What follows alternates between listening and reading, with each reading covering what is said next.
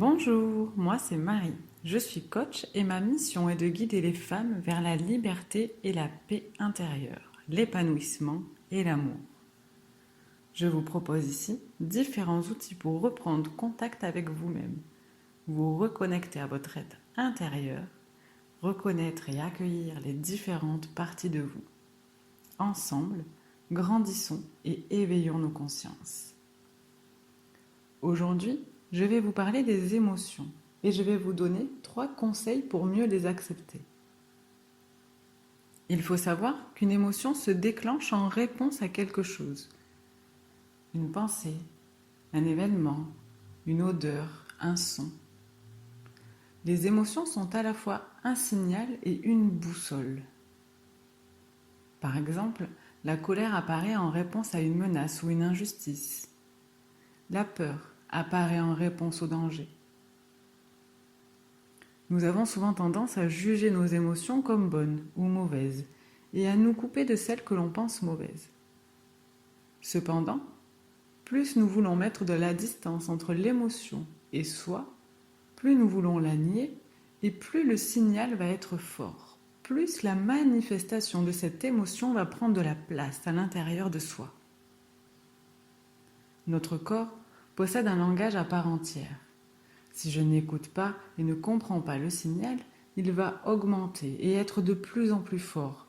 La colère va augmenter, la peur va prendre plus de place, etc.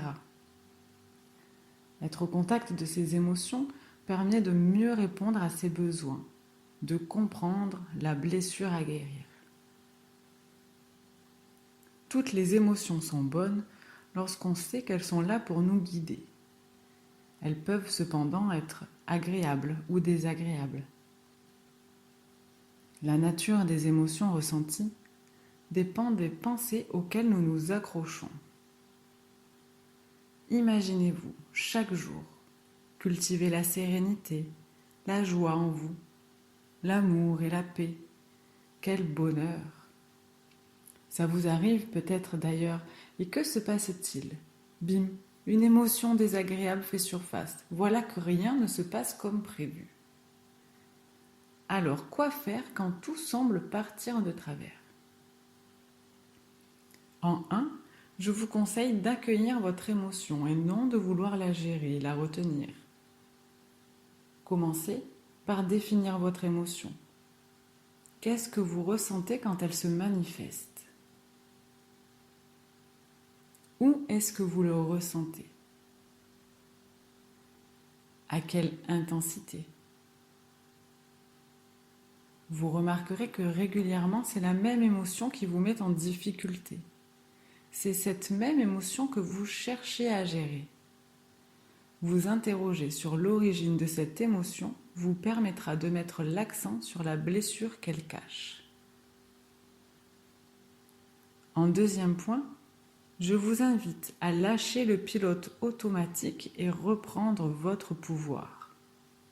C'est-à-dire, lorsque vous ressentez une émotion désagréable, vous avez tendance à ruminer, à entretenir un discours avec vous-même du même registre que cette émotion.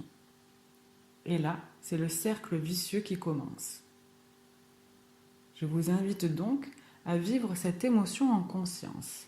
Et au lieu de vous laisser aspirer par celle-ci et un dialogue interne négatif, de choisir de mettre en place un nouveau comportement. Par exemple, je redresse mon menton et mes épaules. Je bouge un peu mon corps. Je saute sur place, je balance mes bras.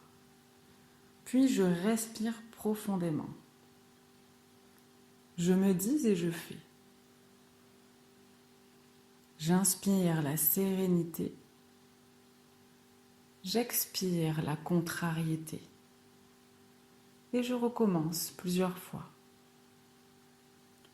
En 3e point, lorsque vous avez retrouvé le calme, interrogez-vous en regardant à l'intérieur de vous-même. L'émotion ne vient pas de l'extérieur de soi ou de l'autre.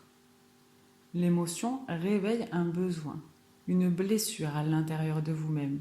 Elle est votre GPS. Qu'est-ce que votre émotion veut vous dire? À quel besoin ne répondez-vous pas? Pour aller plus loin, vous trouverez une liste de questions dans la description. Voilà, j'espère que cet épisode vous aura plu et vous sera utile.